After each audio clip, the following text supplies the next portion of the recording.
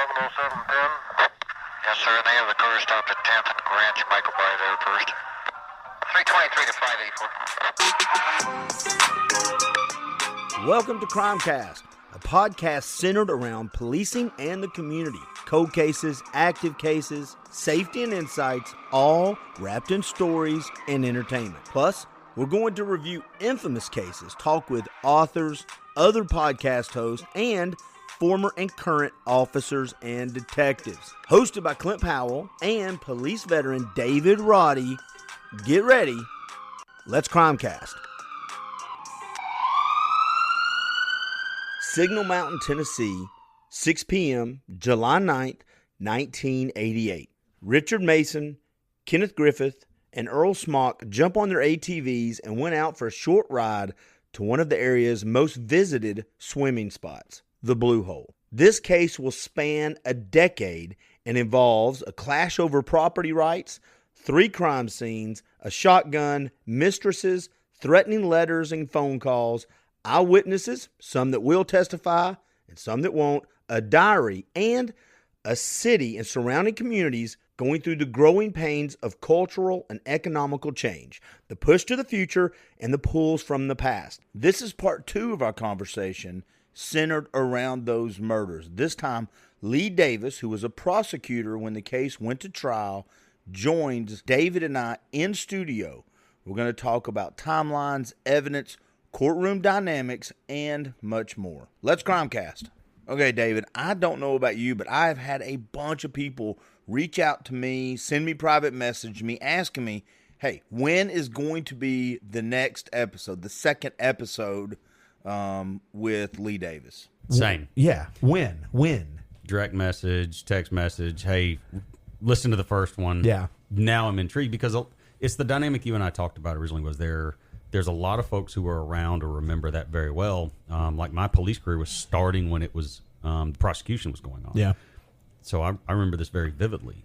But there's a good population on Signal has never heard of this, or it's kind of this conversation over to the side, but they don't know anybody to ask. And, it's a little awkward. You don't stand in a grocery store on Signal and go up to somebody in the beer aisle and go, hey, did you hear about the people who got killed 40 years ago? And nobody's going to follow up the conversation. I had somebody reach out to me from out of town, and then we'll invite our guest into the conversation and tell everybody what we're doing.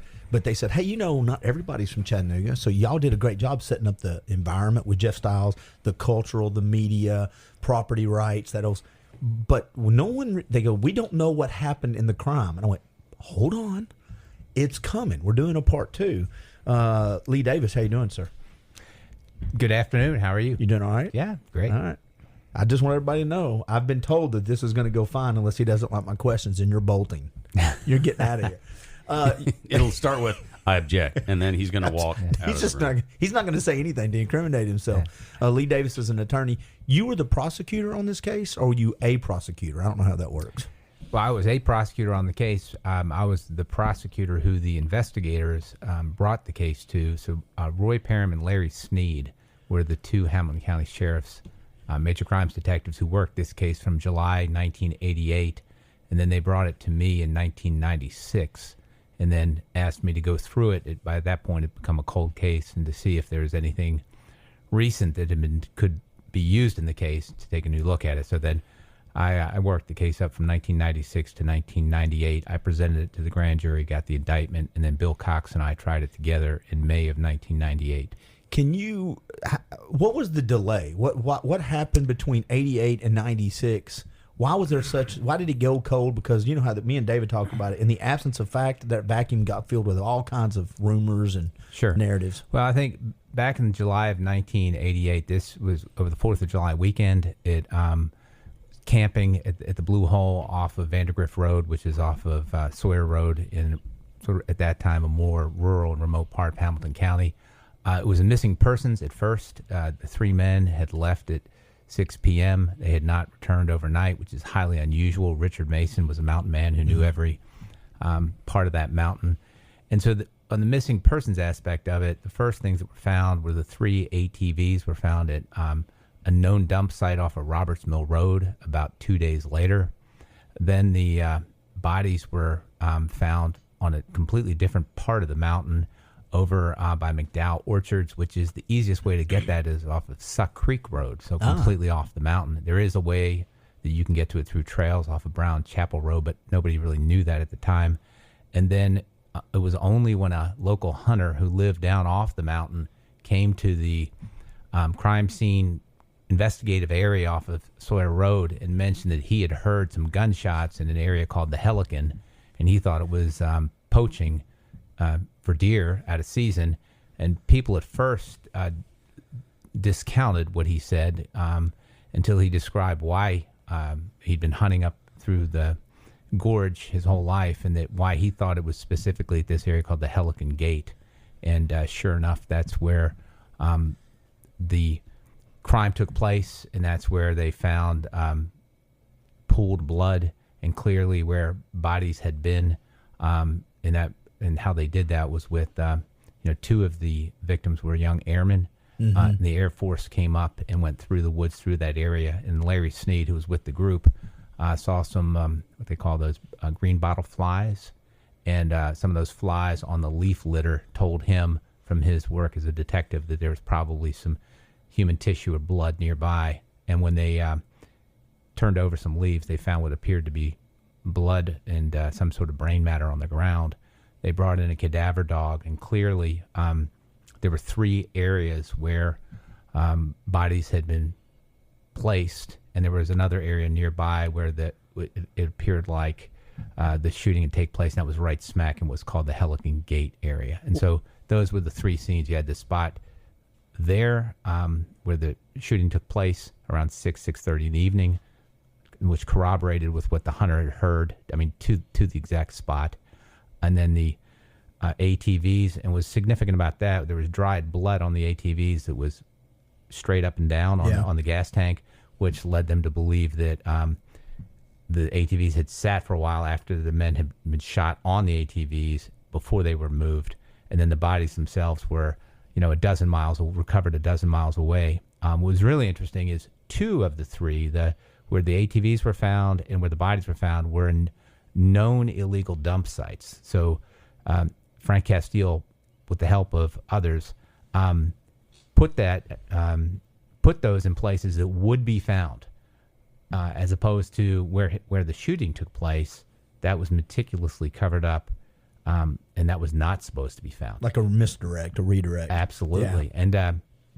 And if you think if they had not found that crime scene, then in this case would never have been solved, because you wouldn't have known where it took place. Right. Is it? And again, this is why I love this. You get to ask, is this true?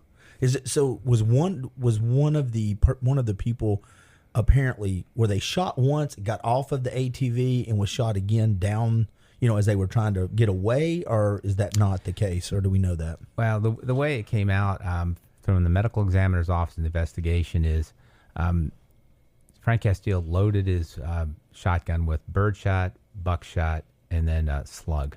And it appears that the first victim was shot in the head with birdshot, likely survived that. Second victim was shot with buckshot, probably died instantly on the ATV. And the third one was a headshot with the slug and died on the ATV. The first person, after he was shot, he went about 50 feet away, and we believe that Castile came over and shot him a second time. And there was corroborating evidence in the leaf litter, because you had 4 separate areas, 4 separate places, which corroborated what they think was the first victim having gone to a second place where he was actually shot and killed. So is there a reason though that they were not able to gather this? Was it a matter of, because we're going to talk about some DNA evidence that came out. What was the delay? Just give me, you know what I'm saying? If there was an 8-year delay, what happened in that 8 years? So it's a missing persons case. Yeah. Then the ATVs are found. Then the bodies are found. Then a couple days later, the crime scene area is found. Frank Castile was always a suspect because of him being a recent landowner in that area, but none of this took place on the actual land he owned. Even the Helican Gate was not on his property. It was developed over time that was sort of a forward observation post. He was not the only person who was under consideration. There was also another adjacent landowner who had a caretaker who had run people off before. Then there was also some suspicious activity that had happened on nearby roads that came into the investigation. And the feeling with the two lead detectives was, in time, either some witnesses would be developed or they could figure out some more circumstantial evidence. This was essentially a circumstantial evidence case. Right. And the detectives felt that there was not enough information to charge initially. And I think what happened was people expected, meaning in the investigation, expected there to be more evidence that would accumulate, within Over the time. first 6 months to a year. And I think what happened, it just drug on, and there really wasn't anything significant that happened until there were a couple events that, one being the DNA technology developed, and the second being Frank Castillo had a girlfriend, and the girlfriend came to law Wow. enforcement and cooperated. And so when did the girlfriend come? Because was that 8 years later? Was when that happened, or I want to say that was sometime in either 94, 95. Again, Okay. I don't have anything in front of me. I'm just going by my memory. I just want to say this though for our listeners. I really respect David Roddy. Since I've been doing this with him, very intentional with his words. He's a great storyteller. He's very articulate. I respect being in the room with somebody like Lee. I've done another one on Dayfire podcast with you. A guy that really chooses his words carefully. Have you noticed? Absolutely. He's making sure he's getting the timeline right. I am so different than both of you that I'm watching you and I'm like, man, I wish I could do more of that. I wish I could actually be thoughtful with my words instead of just saying stuff. I'm just trying to be true to the investigation that these detectives put together. Larry Sneed became a close personal friend over the years. Roy Parham died before the arrest and prosecution. Larry Sneed died recently in the last year, and he was able to, and he became very close with the victim's family. Larry and his wife Mary became very close with the victims' families in this case, and they worked this case from 1988 until, I remember it was tax day, April 15th in 1996, that he got to take the indictment from the grand jury and go make the arrest. And he's the one that went and did that. Mhm. And then it was then the case was tried in 1998. So it was 10 years of work. So when I choose my words carefully, it's out of respect to the work that they did that made this case one that could be prosecuted. On the recall part right there,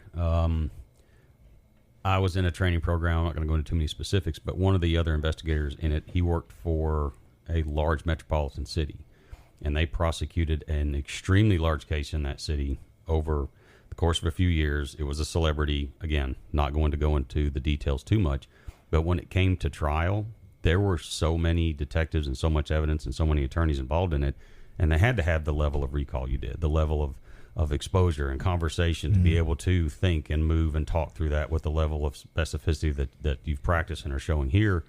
They moved into a house together.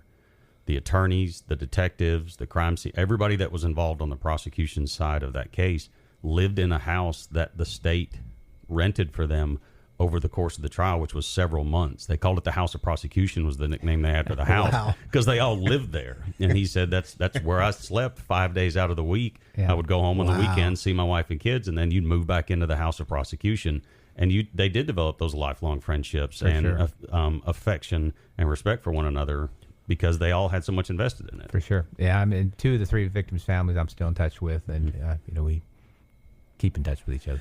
Well, and I said this when we had Jeff in. Again, you go back to the mid 80s, late 80s, Chattanooga's in that transition period, and it is the property rights, right? Especially the further you get out of town in the South. This is my property. Why are you on it? Frank bought that property. If I'm not mistaken, the patent said, hey, by the way, there's this blue hole on there. Everybody's been going to it for a long time. You're going to have an issue and show a little patience, but I don't think he showed a lot of patience. Maybe I'm wrong on that. Yeah, it's interesting. I've thought a lot about this over the years. I thought it during the investigation. I think it was pivotal in this is Carter Patton was the landowner who Frank Castillo bought the property from.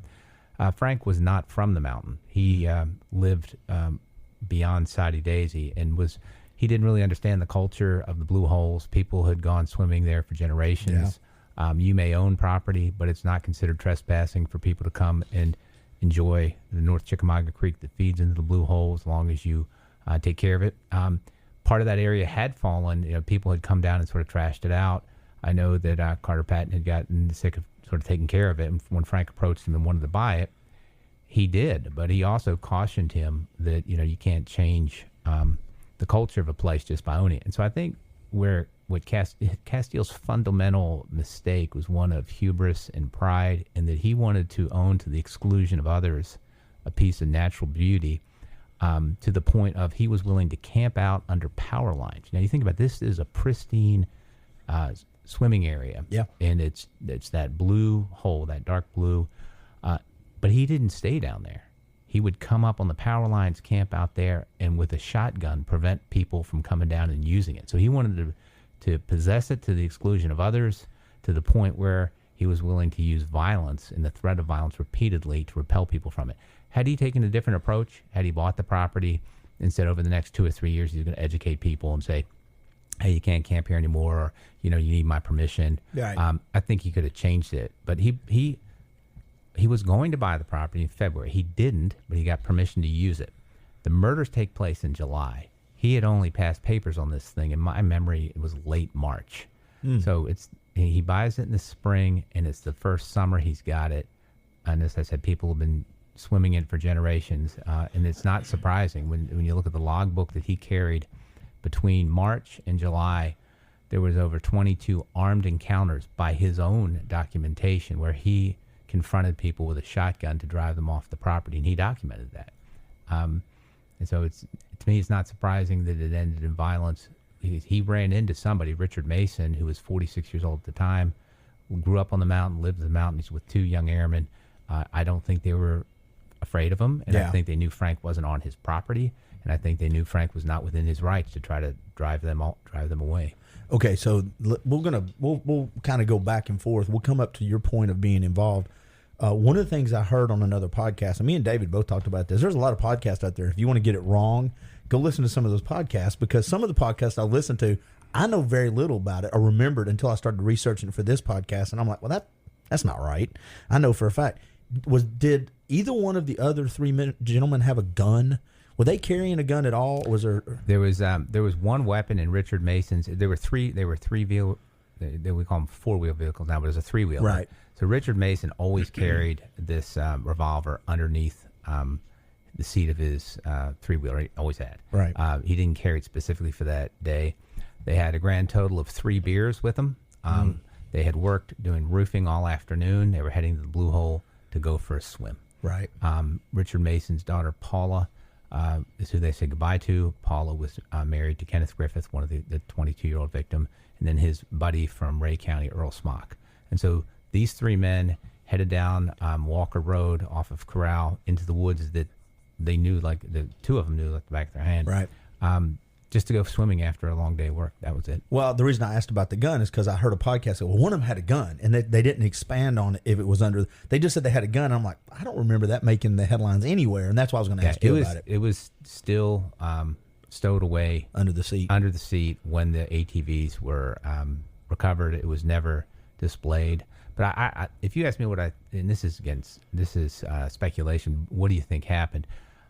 Frank Castiel and Susie Castiel's wife, for that matter, had confronted people over that 4th of July weekend. There was one motorcyclist who had come through the Helican Gate and got wiped out by a piece of wire that had been put across 2 of the posts and knocked the motorist off his motorcycle, injuring him. At that same location, I think Richard Mason came through with the other 2. Castiel came out with the shotgun. And I don't think he was afraid of him. I think he knew who knew Castiel was. He said, "You're not on your property. You can't tell me what to do." And I think that was the miscalculation. Castiel then fired on the first one, right, and then fired on the next 2. So what year when did you get to the DA's office?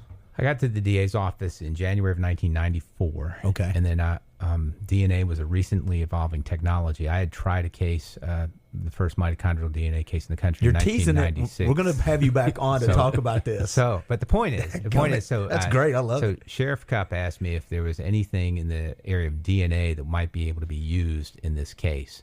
And I said, well, I don't know. Let me take a look what you have. I thought they're going to bring over a file. Larry Sneed brought 6 banker's boxes over to my house, and we put it up in the attic of the house, and I created a little work area. And for the next 6 months, Larry and I went through the investigation Did you have one of those whiteboards where you have strings attached like I see in all the movies? Please tell me you did. Lie to me. No whiteboard. Oh, okay. We had some yellow legal pads. Okay, that's okay. But we went through and I made a checklist of things that could be done.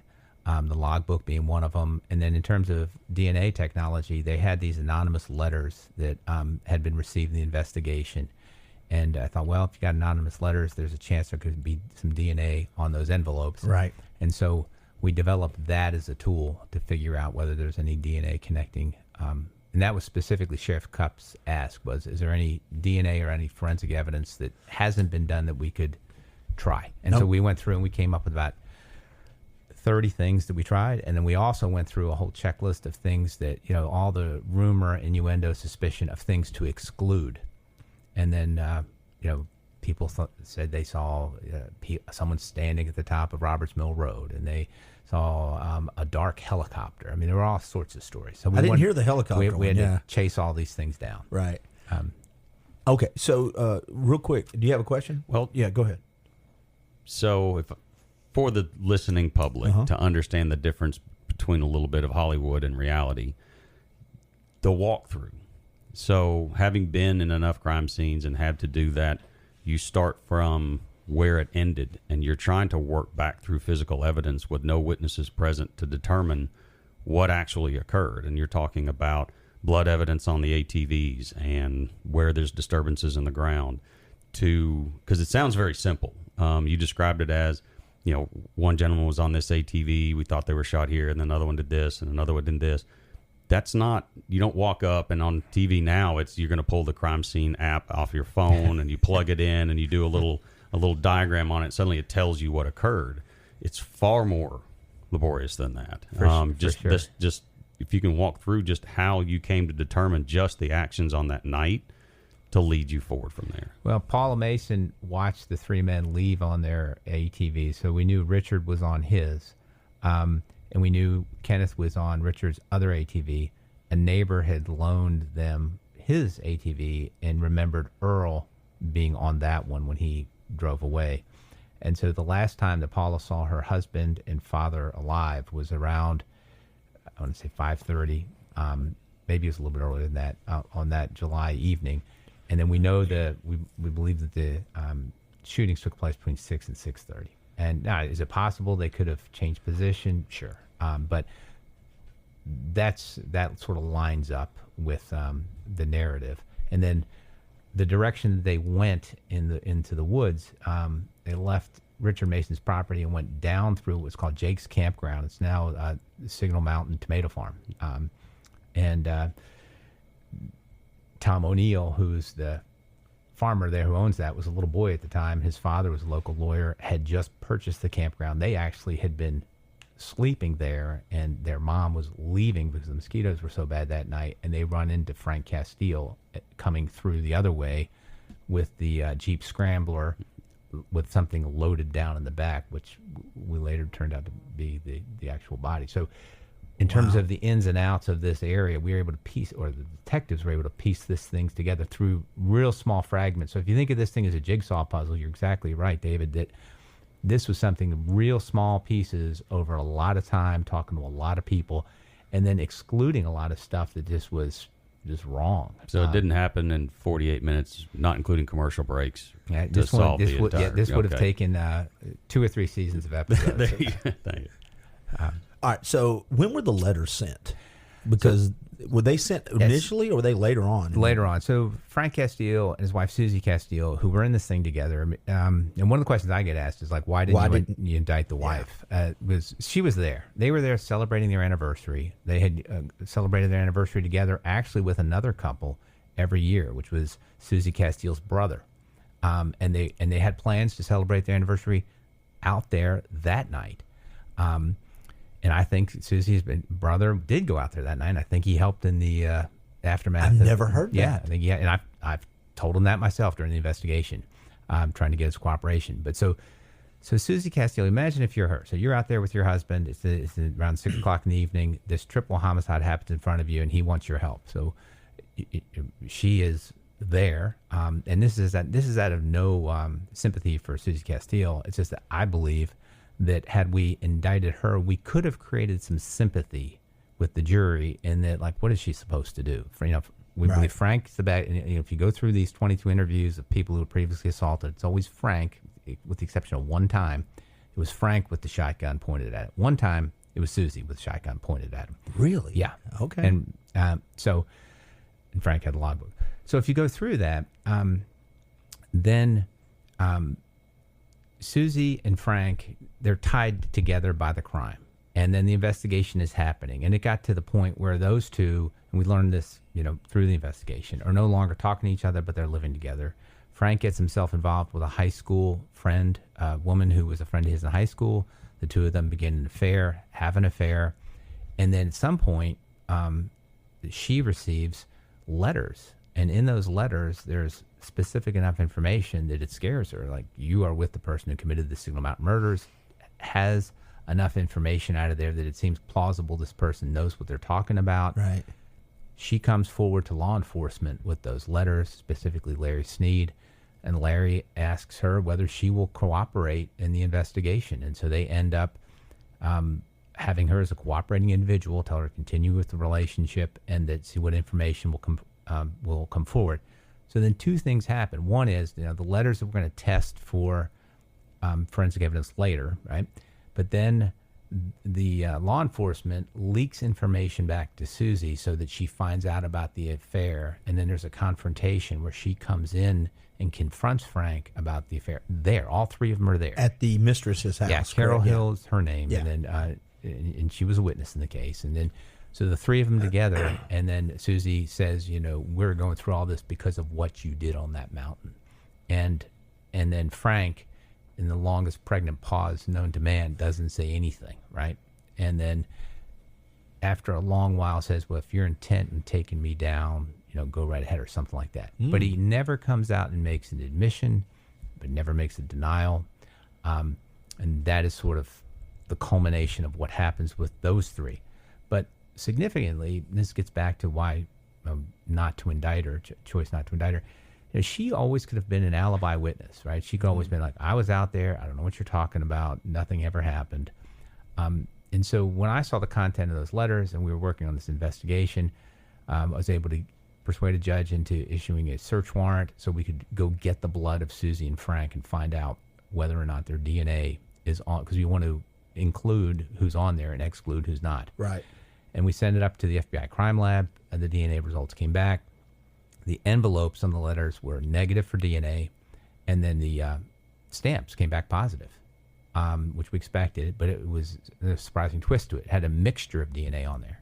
And the primary donor was Susie Castile, but there was a residual amount of DNA from Frank on these anonymous letters coming to his girlfriend. And for the longest time, I couldn't figure out, like, how did he get Frank's DNA on there? Right.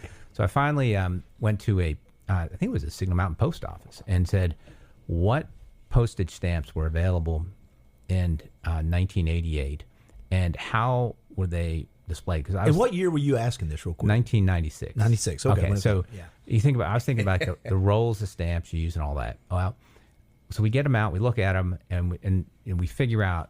And as soon as I saw it, I was like, that's how it happened.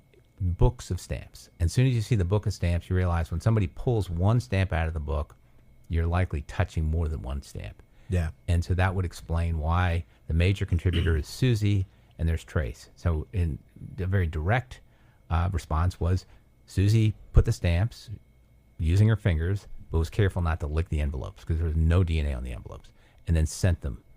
And then the question was, well, what do you do with that information? And there was a disagreement amongst the prosecutors and amongst the investigators what you do with it. My view ultimately was the one that we followed, which was let her know, disclose it to her. I want her to know that her DNA is on these things. I want her to know that this evidence is out there.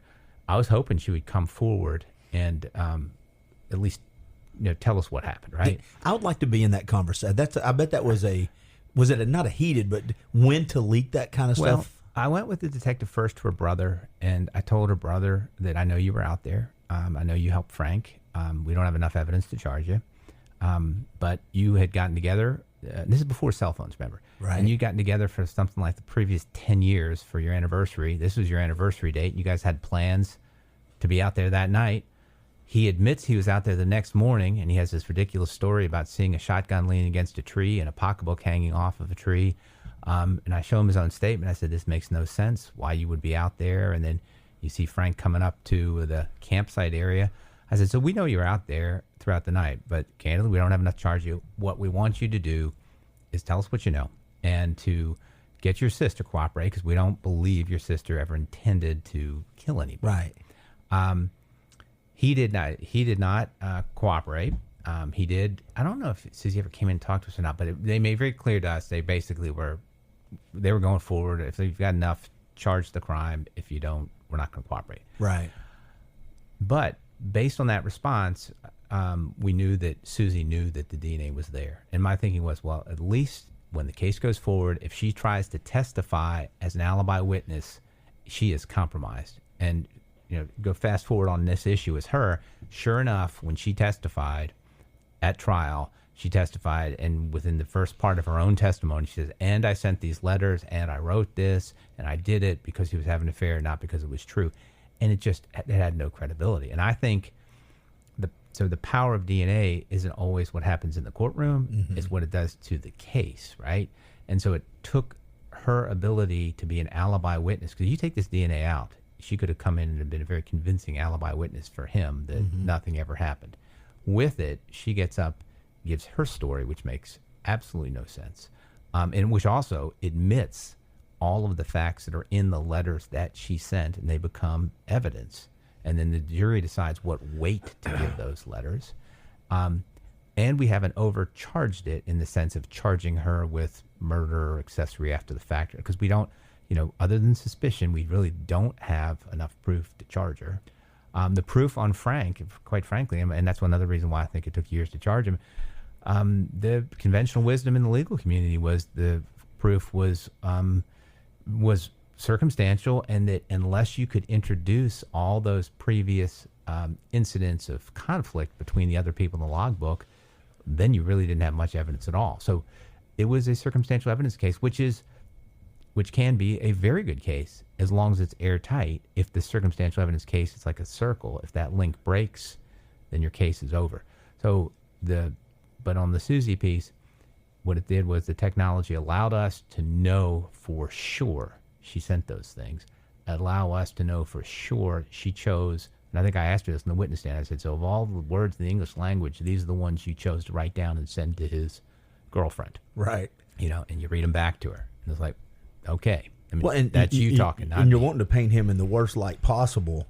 And there's a lot of things you could have picked other than the thing that apparently you had knowledge about. You know what I'm saying? For You sure. could have picked a bunch of stuff For sure. to paint a bad picture of your current husband. And like you said, she chose those words. Yeah. Let's do two things real quick about courtroom and evidence. First, I think we got to ask the question that David asked me last week, and he brought it up to you beforehand, is if you're okay talking about the evidence on around the gun. As far as, or just bring it up. And David, why did you ask that? And we don't have to spend a lot of time on it, but I think it's important, that element of the gun and the ammo and all that. And we've talked several times in the first one and so far in this one, just how current firearms violence, homicide, shootings, and so forth, firearms evidence is one of the, if not the leading piece of evidence that investigators look for, prosecuting attorneys look to be brought to them. And the fact that this seemed to be light on that. For sure. Now, again, we're working a crime X number of decades ago versus today, but for the general public to understand, because you hear this all the time, guns found, it's usually one of the most critical pieces, and ended up not being one of the most critical pieces. That's right. So in this case, it was a shotgun. It wasn't a rifle. There was wadding that was recovered from the crime scene, I believe. And so we just, in the state of the technology in 1996 or 1988 through 1996 would not allow you to do any sophisticated analysis really of that shotgun. But we took the shotgun and the wadding and some other materials that were found in the campsite area up to the Oak Ridge labs. And they don't traditionally help in local homicide cases. I mean, this was an unusual ask, and they used the most sophisticated microscopes they had. They gave us access to the most sophisticated stuff at the Oak Ridge lab. And they went through it, and and we also brought in Kelly Fite, who is the chief firearms examiner for the state of Georgia, and who often came and helped out Chattanooga in homicide cases back in the 90s. And we had Kelly come with us up to the lab and to see what they could tell us. This was a new shotgun in pristine condition.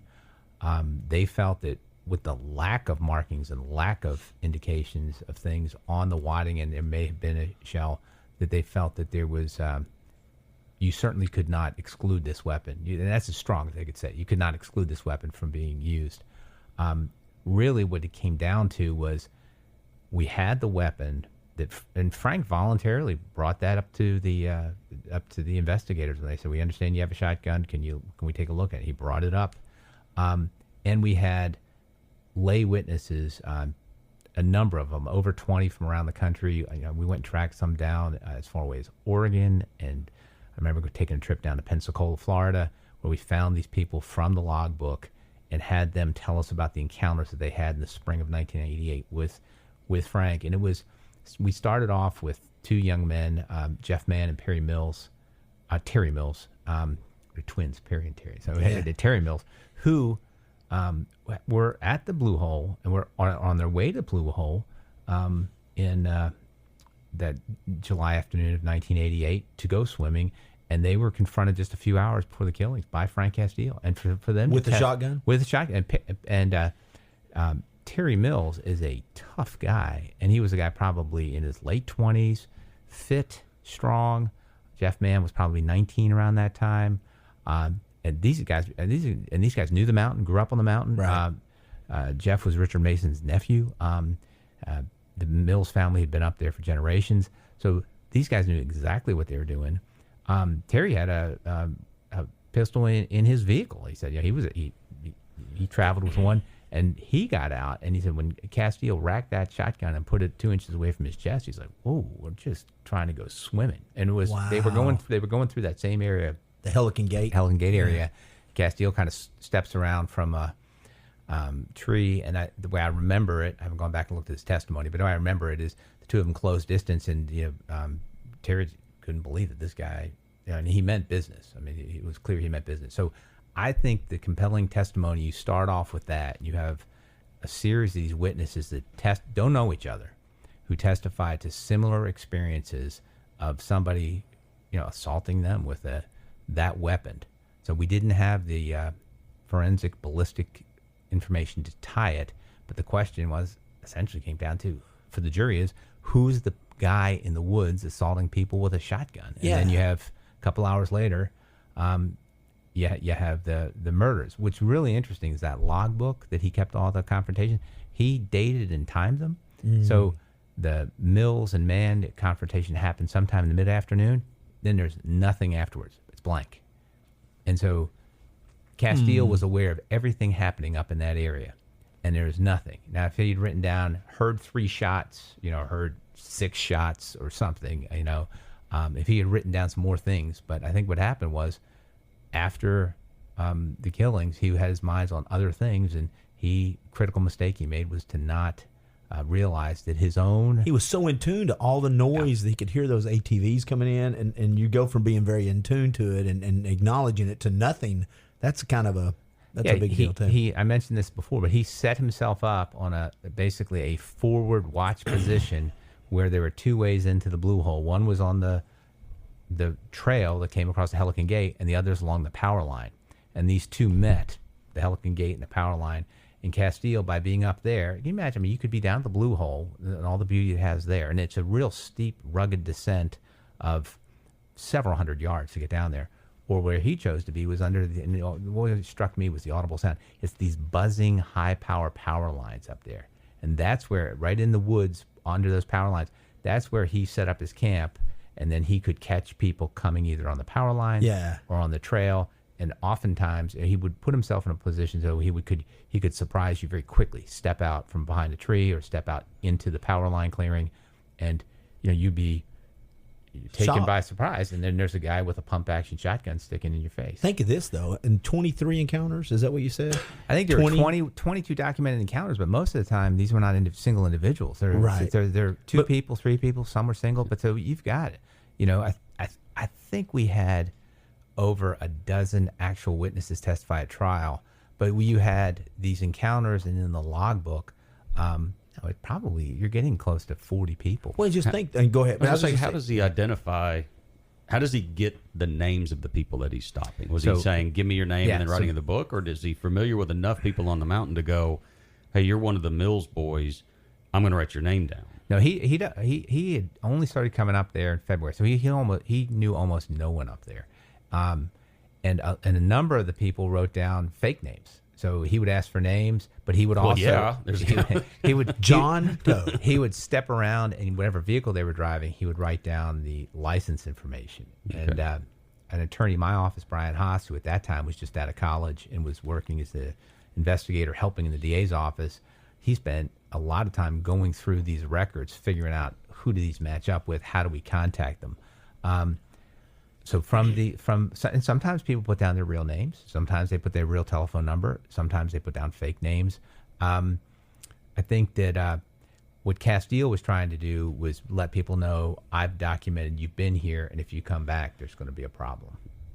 Yeah, and if he's got a shotgun pointed at me, I'm going to write something down. Yeah, I'm writing something down. But what I was going to say is how, and when we think of that, 20-something, 20, 22, whatever, how many people it is, but in such a short amount of time. Right. I mean, you said he was as February or March, but I don't know when the logbook started, but it sounds like it was just a few months. Yeah, it started in late February, early March, and then not a lot of people going swimming at the Blue Hole in March, right? Yeah. So it's building, and there are more people coming out there into the summer. Okay, so the other thing I was going to ask, the logbook. So I'm assuming, and I can, based off what you were saying in beforehand, that is the strongest piece, right? I mean, that's kind of that kind of helped the glue that held this thing together once you get all the other people in court. And then eventually I want to ask you about him testifying, because you had a conversation with his attorney I thought was pretty telling too. But sure. So how did you get the logbook? That's what I was going to ask. So the logbook, I can still remember, it's this plaid logbook. And interestingly, Frank Castile was a spelunker. He's a guy who went caving. And the first part of the logbook were a bunch of his notations of cave routes. And since we checked everything out, we talked to some local cavers and found out some people. And people were looking at some of these places he had been in Alabama and in Tennessee, and they said some of these routes that he's been on are extremely dangerous routes. Some of them people don't go down, and so he was pushing the edge on this stuff. Doesn't have anything to do with the murders, but it shows you a little bit about his personality. Like he's going in places your average person wouldn't dream to go in. Then there are blank few pages, and then starting in either late February, early March, are these confrontations that he has written down the information, and I think in some cases he may have had the people sign them, but he kept that in his Jeep Scrambler with him. And so during the investigation, this is like a day or two into the investigation, people are dropping by the sort of headquarters that was set up at a school of near Vandergrift Road in Sawyer, where everyone in the area knew. At first it was a missing persons, then it was the ATVs have been found. And they're asking people, anybody in this area with information, drop by when you know what happened. Everybody knew who Frank Castile was. He was the guy coming in and out of Vandergrift Road. There were people who lived on the corner there, Mildred and Jay Kynes, who, frankly, Mildred saw Frank Castile that night and then was intimidated by him. She got a phone call from him the day or two later saying, you didn't see anything. That's what I was, I was writing that down here because I thought that happened. It did. I went down and talked to her. Really? Yeah, in Florida. They moved away from the mountain. They were so intimidated and by they know guy. it was Frank that said that? That was like, it wasn't just an anonymous call? No, they know it was Frank. She believed it was Frank saying it. So she believed it enough that she wouldn't come. She wouldn't come back to testify. Wow. So, at any rate, on the issue of the logbook, Frank comes up to the command center where Sheriff's Department personnel are, and they're collecting information. And Larry Sneed, in just a very heads-up move, looks around the vehicle when he's talking to Frank, and he sees something. He goes, "What's that?" And he says, "Oh, that's just my logbook of notations, things I have." And he goes, "Do you mind if I have a look at it?"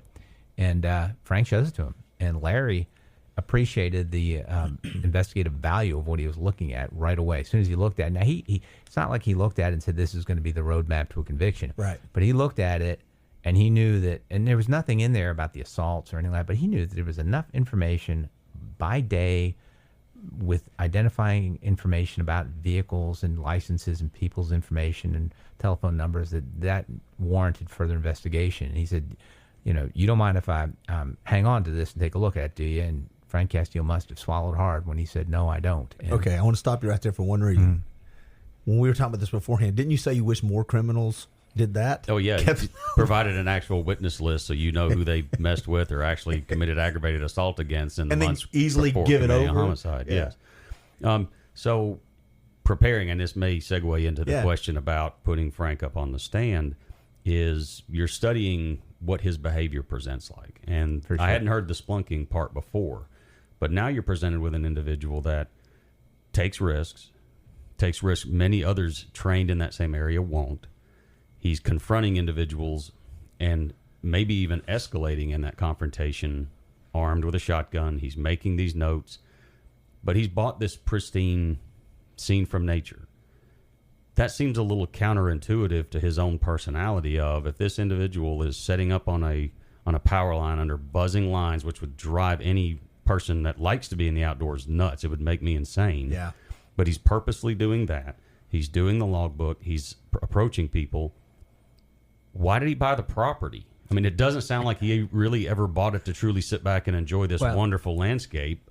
Or did he turn it into just another area where his personality seemed to progress into what he was using it for? Yeah, I think he's a complicated guy.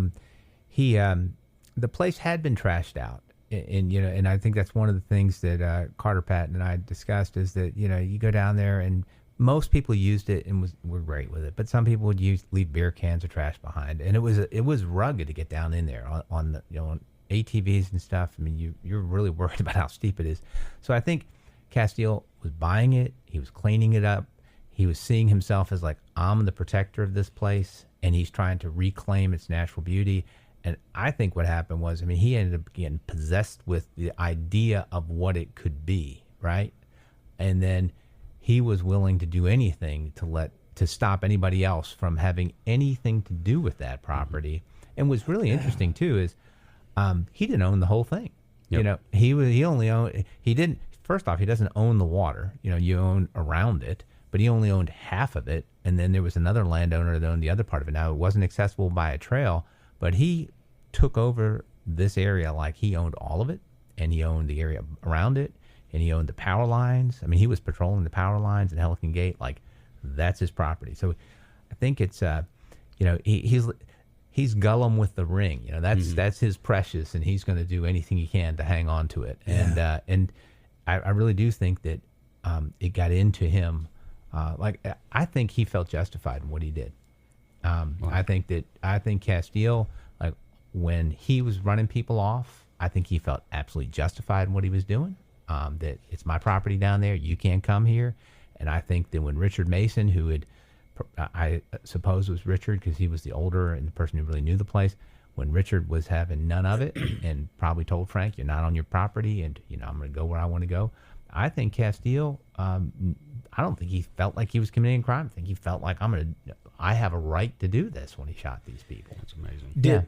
So bringing up the personality thing and the characteristics of Frank, I'm sitting here thinking about it though. If you're spelunking in places like that, usually I would say either by yourself or with a very small group, right? If you're going into places other people are I'm saying, not going in a place like that. That's I'm not either. under any circumstances. So my question though, it seems also that were there any other encounters with neighbors that were confrontational, or did you find that he's a loner? Because it seems like he might be doing stuff that is very exclusive. Like this is something I'm doing by myself. I don't need and want other people. Sure. Well, yeah. So the way into the property, he had a very recognizable Jeep Scrambler, and which is sort of a little pickup version of Jeep. And you coming off, especially in the mid '80s, you come off. Roberts Mill Road was still gravel. In this area where the bodies were found, or where the ATVs were found, was a place that was known as the Narrows. You had to pass people one at a time coming up from there. People waved to each other; they knew who each other were. Jake and Mildred Hines, whose house was on the corner of Vandergriff and Sawyer, they knew everybody who came in and out of there. People waved to each other, acknowledged each other, called people by name. They knew Frank by who he was. He would not speak to them. He would not wave to them. He was acting very differently than anybody else in that area. And the people, like, look at what happened that evening. Richard Mason borrows an ATV from a neighbor, and these folks are all relatively close by to each other. When the men go missing, there's a the word goes out that they're missing. Neighbors come out looking, over the next day or two, the missing men in the woods. This is a rural community, but there are connections there, and Frank was not part of it, and he was clearly, keeping himself outside of that community. Right. Back to Mildred Hines, she and her husband Jake lived actually the second house in on Vandergrift, and she saw the scrambler come by with an ATV in the back of it. Probably had a tarp over it, but she saw something in the back she believed was an ATV, and these things probably had to be moved one at a time after dark. Because the bed of that Jeep Scrambler is not that big. Yeah. And so when she gave a statement to law enforcement, then shortly after that, she got a call that she said she recognized to be Frank Castile's voice. She believed to be Frank Castile's voice. And the person said, "You didn't see anything. Nothing happened out there." And she took that to be a direct threat. And it was enough of a threat that they sold their house and they moved to Florida. And, that was 88. I went to see them in 1995, maybe 96. And she told me that story, but she said she would not come back and testify, and she would not. She written statement or anything like that? No. And she had given a statement back during the investigation, but now she was saying she wasn't sure she remembered things as accurately, and she was giving herself some room. And there's an old saying a judge told me years ago: you can make somebody testify with a subpoena, but you can't make them a good witness, right? Yeah. So you bring somebody like that up there, and it doesn't work, and it falls flat. You've got problems. You've not done yourself any favors on that. So so Castile, he was a complicated person. He had an intimidating presence, more through his sort of being quiet and sullen to those people up there, and the people he came into contact Very with. stoic. Okay. So you're in this, the courtroom thing fascinates me. I love, and I've had attorneys in the courtroom, and I've said this before. One of my attorneys that I had, this is 20-something years ago, I got sued by a little thing, and we had to go to court. I knew I was right. It was a little business transaction. And my attorney was the most soft-spoken guy. He reminds me a lot of you. He was kind of tall, very nice, and then he gets in court on my behalf, and he's just this guy that's just, I'm like, I love you. You're fantastic. I would hate for you to be against me, but he was great. So I'm intrigued with the courtroom dramas and the conversations. So you get Frank Castile, y'all get to trial, and was there ever a question in your mind that he was going to go on the stand himself? Well, sure. Yeah, there's always a question. That's a fundamental question. Right. As a prosecutor and defense attorney, it's obviously it's the defendant's right. What not did you to testify. want? Frank to testify. Okay. Quit giggling, David. Just because you've done this for 20 years. 10 out of 10 times. You want Frank and Susie and everybody else in the family to testify. Yeah. As many different things up there as possible. So, but you do, and especially in a case like this where you've had, couple years to think about it and how it's going to present itself. You want him to testify. Frank had a personality in the way the courtroom. This is Division 3. Actually, no, it's Division 1 of the courthouse. The way the courtroom's laid out, was you're a prosecutor and you walk in the room, you have to walk in front of the defense table to get over to the prosecutor's table. Okay. And Castile, when we would be in there for things, due to the nature of the case, it was always a special setting. There's always a lot of media, a lot of people there, but Castile would always be seated when you kind of come in, and he'd always want to talk to me. And he'd always want to say, I want to tell you something. And his attorney in the first trial was Don Poole, and the second trial was John Cabot. And Don would always hush him up or make small talk. And you're like, no, come on, let's talk. But no, and I would always say the same thing to Castillo. No, I would, because he's somebody. This is a guy. He thinks he's smarter than everybody else in the room. Yeah. He thinks he's in control of things he's not in control of. And so, what I would always do is I'd be careful. I wouldn't make eye contact with him. I'd sort of look past him, and I'd just say, Mr. Castillo, there'll be a time and a place for that. If you want to talk to me, there'll be a time and a place for that. And then about halfway through the preparation, I was. This is back when they would still take tours through the jail. Mm-hmm. I think it was a school group. Is my memory. If it wasn't a school group, maybe it was a college group. But we were taking a tour through the jail, and it was back when you actually went through the actual jail. I remember we came through, and we walked into this one area, and in this pod, there's Frank Castile just in his cot on the other side of. A couple bars, and he looks right at me. He goes, "I need to tell you something." And I remember thinking to myself, "This is not good." And so I said, "Mr. Castile, we'll see you in court." But he was, the reason I tell you that story is that he's the type of guy who he wanted to let you know that he was smarter than you about what was going to happen. And so, as we were preparing for the trial, and Don Poole, who was Judge Poole after that for many, many years, excellent trial attorney, I would always tell Don, I said, he's going to testify now.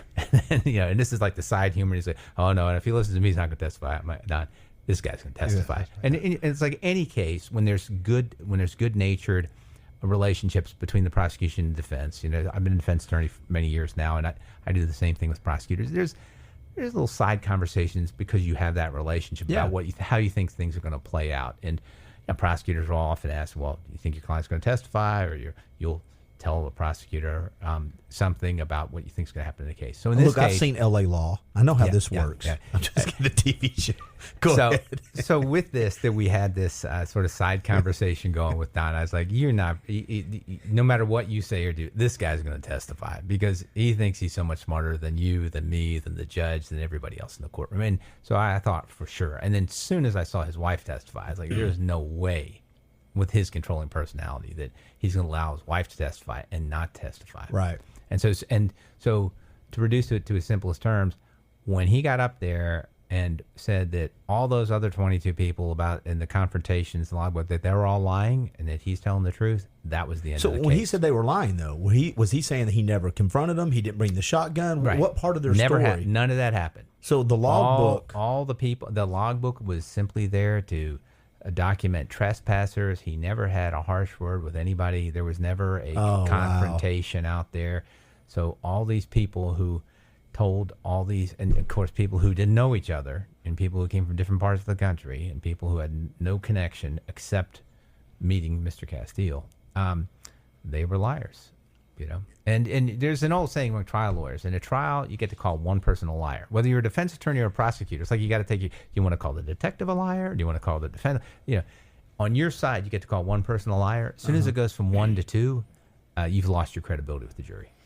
The other people may be mistaken, but they're not liars. And so as soon as you say everybody's lying, you're done.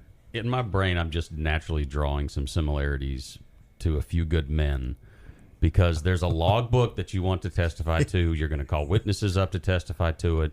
And then you're sitting in front of Mr. Castile yelling, I want the truth. Right. You can't handle it. I mean, that's what's playing out in my head right now. Please tell me you said that. Yeah. Well, and two, did you ask him? Because, I was...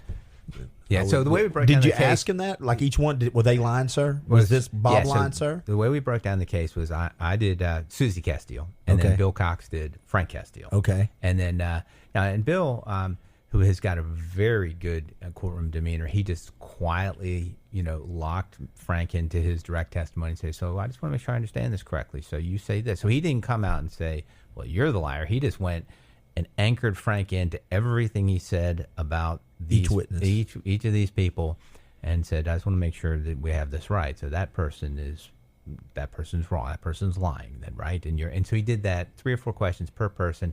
By the time you get through half a dozen of them, you can just see the jurors start to cross their arms and look at Mr. Castile, and the case was pretty much over at that point. Is it true that there was evidence found in a fire? And I know we're backing up a little bit, but there was, because I heard that in a podcast as well. So we went through, and this is in the mid-90s, we went through all the stuff that could have possibly been examined and see if there are any technological advances that would allow us to look at. Right. So it was that same microscope up at the Oak Ridge Labs that could get down to an atomic level.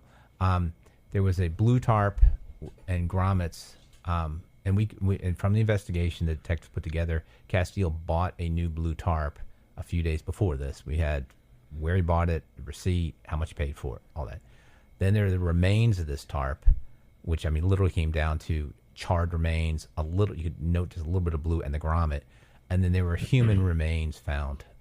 They could say conclusively that there was human remains on that grommet area, but they could not. There was not enough there for them to type it for DNA. But you would have to ask. Well, I don't know. I guess you couldn't exclude him either if it was his fingerprints or something. So it was human. It was human of something. Yeah. Right? So so again, a lot of the stuff is circumstantial evidence. Is like, why do you have a tarp that you buy and then burn, and then you burn? Yeah. And there were there's some interesting things like, he had to explain why is it he's coming up he doesn't have his vehicle. Mm-hmm. He's coming up the trail from the Helican area where he had the Ford gate. He's huffing and puffing. He's sweaty. He doesn't have his shotgun. This is the next morning, right? Oh, wow. Doesn't have his shotgun. And his brother-in-law, because his brother-in-law testifies about what he saw. And this is the problem when people give statements and they don't have a chance to really fully collude. They think they're colluding on the stuff that's the important part, but they don't fully collude on everything. So the Castile version becomes, well, we had our dog up there, and our dog got sick, and we wanted to take our dog to the vet, and then we forgot that we had left Susie's pocketbook, so we were coming back to the campsite area, and that's why Susie was back at the campsite area. The shotgun, there's no explanation. The brother testified the shotgun's leaning up against the tree with the smoking fire, and neither Susie nor Frank are there. Now, sometimes there can be truth in these lies, right? So Yeah. I believe the dog got sick, and I think the dog got sick because the dog was out at the scene lapping up blood. Oh. And I believe Castile thought about taking it, and he may have taken the dog off and dropped off at home.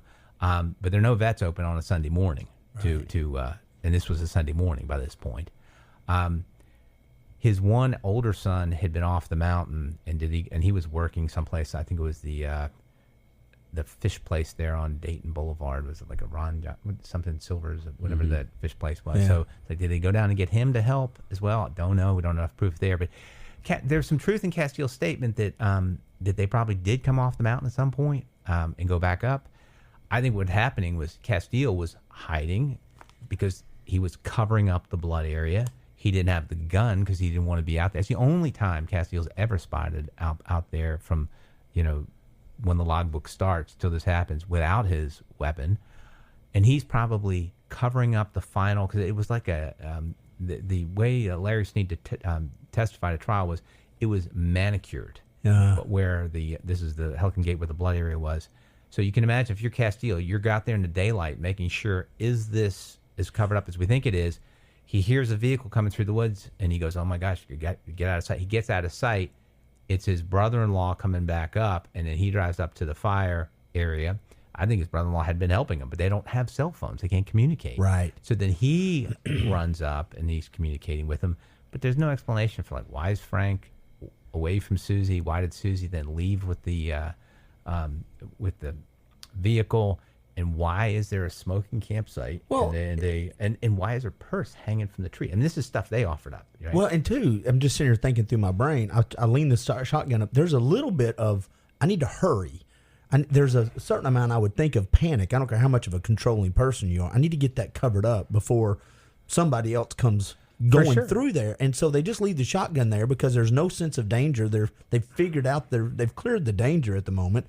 And they might have put stuff in the fire at that time. Now he's hurrying. It's 4th of July weekend, right? Yeah. It's 4th of July weekend. Yeah. They've been working all night. And first off, it was still light when the murders happened. Yeah. So they have to wait until dark to get rid of the ATVs, get rid of the bodies. And then they're doing the stuff through the night. And then daylight comes, and you want to make sure, because the one thing Castile is absolutely certain about is that nobody find where the shootings happened, right? I mean, and I said this earlier, but it's clear the bodies were dumped in a place where he knew they would be found. It was a known illegal dump site.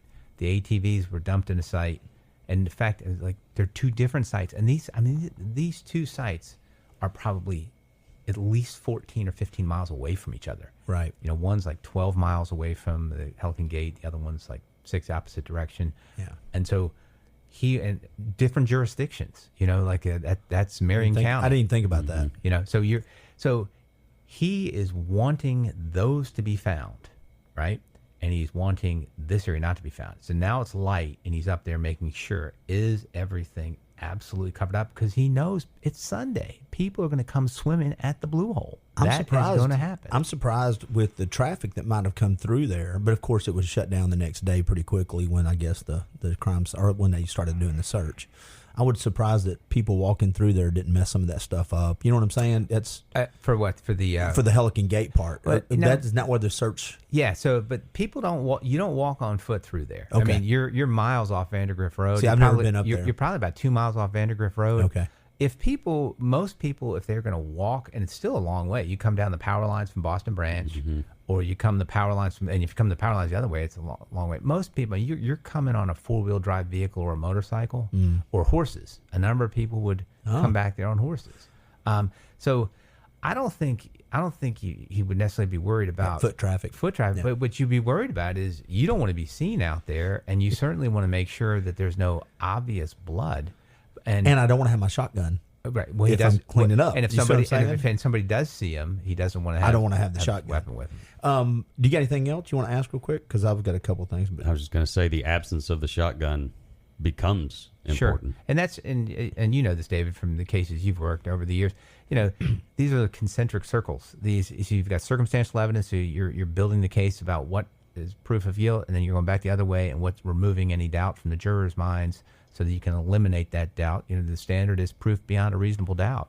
And just as an interesting side on that, you know, I presented the case to the grand jury myself because I thought it was important that, you know, a grand jury hear all sides. And so the detectives, Larry Sneed, came to the grand jury, and we spent one full day presenting to the grand jury all of the defenses and theories and all the crazy stories that were out there. And then we spent another full day presenting what the proof in the case was. And the message we had for the grand jury was that this is the type of case where the family's prepared. You know, they'd gone, 10 years at that point with no indictment. They're prepared if you tell them that there's not enough proof to prosecute this case. But we're not looking for probable cause. That's proof to charge. Right. So I only indict this case if there's proof beyond a reasonable doubt.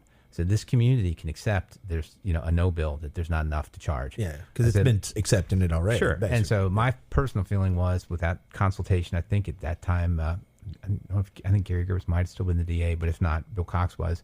My personal feeling at that time was that it would have done more harm to the victims' families to bring forth an indictment if you don't have enough to convict. And the grand jury listened to that, and they came back and believed there was enough to convict on proof beyond a reasonable doubt. And interestingly, this case got tried twice. 2 juries each found in less than an hour. That's what I was going to ask you about. Did that surprise you when it came back that fast? And have you ever, real quick? Well, I'm going to ask you about a book that was. Well,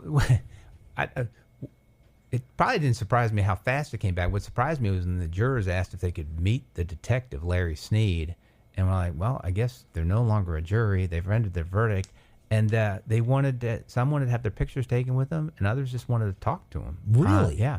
And because they knew that this case was, it was very much, this was Roy Parham and Larry Sneed together, and Parham and Sneed were said as one word back in the early years of the detectives. Dave, you remember that? And then Larry was the surviving member of the investigative team. He was still in the sheriff's department, and he saw this thing through. And I think the jury, just like with Frank, his lack of credibility was sort of the end of the case. Yeah. The jury's trust was on the testimony of Larry Sneed. He had lived this thing for 10 years, and he was so careful. And when he testified, that they believed everything he had to say. Yeah, I don't know if I've said this to you, Dave, but I've been, in the last month, just researching what little I have about this case. And the detective, he seems to be the kind of detective that if something's happened with my family member, I want that kind of detective on it. Absolutely. I want that person out there figuring it out. And when he tells me he's working on it, I'm going to take his word for it. It was his daughter's birthday when he got the call to go out there. And she was a grown woman, I believe married, when they got the conviction. And it was appealed, and it was upheld. Yeah, no. So the first appeal, what happened was the case was sent back for retrial because it was back on that tape of Frank Castile's pause when confronted about, Frank said, if you're intent on taking me down, go on and say it to his wife. And he didn't deny it, but he didn't admit it. So what the Supreme Court said was that that evidence, if it was going to come in, should have come in after he testified, right? And so on the first trial, that evidence came in the case in chief. The prosecution put that evidence in as part of the investigation. Here's how it unfolded. And the Supreme Court said that you should have waited, because if he didn't testify, then probably shouldn't have come in. I think in the second time we didn't even use it. We didn't even use that at all. And the jury convicted even faster the second time. So what other question? That was 45 minutes. I think, Yeah. Like that. Have you read the book that his son wrote at all? Have you ever heard about it? If you have, no, Trevor's book. Yeah, and Trevor kept a site for years going about the guilt or innocence of Frank Castile. Yeah. You could go in and vote, and I'd always vote, and my vote would get taken off the next day. Well, that's not scientific. Yeah. So no, but yes, I've seen his book. Well, there's I've just a seen his few I didn't comments. know. The one thing about there's a full moon, no full moon. There was some of that stuff that I started going down that rabbit hole. Then I stopped, but just because of time, I just didn't have that kind of time to go down all the rabbit hole because it was a book that I was starting to listen to. I just didn't finish it. And I've got no fault. I mean, he was a kid. That's his dad. Right. He was probably 5 years old at the time. Yeah. He had nothing to do with it. Yeah, it's his dad. There were two brothers. I believe the older brother probably knew about what was happening or had a good understanding. Interesting, I've never heard a word from him about it. But the younger brother, the one who wrote the book, of course, it's his dad, and that's what he believed. Here's something that's interesting. So I started telling you about the hunter who lived down in Falling Water, and he was the one who came and told the investigator. Nobody even knew what the Helican Gate was. And if you go and look at old maps, you can see that there is the Helican Gate. It's a cattle gate, because at one point that was an area that had been cleared, and cattle were kept up there, and the woods had grown up around it. One of the things we thought was critical was, can you actually hear what he says he heard? So on an anniversary date, so it was the same day of the year, same time of the day, I went to the Helican Gate with the weapon, the murder weapon. We had a sheriff's deputy, and I think Larry Sneed was with me as well there. Then we put people in the woods at different places, and then we put another sheriff's deputy with the witness down at his house. And I think we went at like 2 o'clock, 2:30 in the afternoon, because that was the last logbook entry. And then we said, we're all going to be here till about 8 o'clock, folks. And there may be shots. There may not be shots. You tell us what you hear and when. Write down what time. So, And so Detective Larry Sneed had what he believed the shot pattern was in terms of birdshot, buckshot, slug, where you had the weapon loaded the same way it was. And then at the time that he thought was most accurate to when the shooting took place. So it was single shot, followed by 3 more shots, followed by, I think, 2 shots. And I'm giving you an example. If you read the transcript, maybe not exact, but for the purposes of discussing it today. And to the second, the witness at his house down in Falling Water heard what he said he heard. And he heard what was done at the Helican Gate, which that is probably 5 miles away. Because it's you go all the way down Roberts Mill Road, and it's down at the bottom of Roberts Mill Road, but it's in the gorge area. But you can hear the shots coming off the North Chickamauga Creek, and they just echo. They come through the gorge. And so an independent witness sheriff's deputy was able to document the exact time. So that man heard exactly what he heard, and so he ended up being a testifying witness. And to your point earlier, David, the fact that this guy has kept a logbook of hearing ATVs and then going to confront people or at least talk with them, there's nothing. Hey, heard 3 guns, heard shotguns, nothing. There's nothing in it. And if Frank Castile had been out there, he'd have been. And there's a triple murder that happened, he would literally in his patrol area. Yeah. The first person to have alerted the authorities, the first person to have drawn attention to it would have been Frank Castile. Yeah. I mean, you can't go out there and drop a beer can and not have Frank Castile put it in a logbook and put a shotgun in your face. Yeah. So if somebody else had committed the murders, This just dawned on me.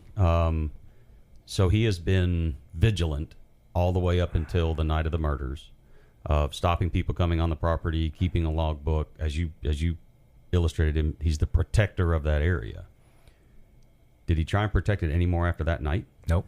Weird. That's it. That's the last entry. The last entry is the confrontation with Terry Mills and Jeff Mann that are on 2:30 in the afternoon. And it's literal. And I mean, I stood in my closing argument. I stood in front of the jury and said, "And let's read what's after that." And I showed them blank page after blank page after blank page. See, I didn't know that, but that was a really good segue right there, wasn't it? I did not know that. Dude, you're a natural podcaster, dude. I'm telling you right now.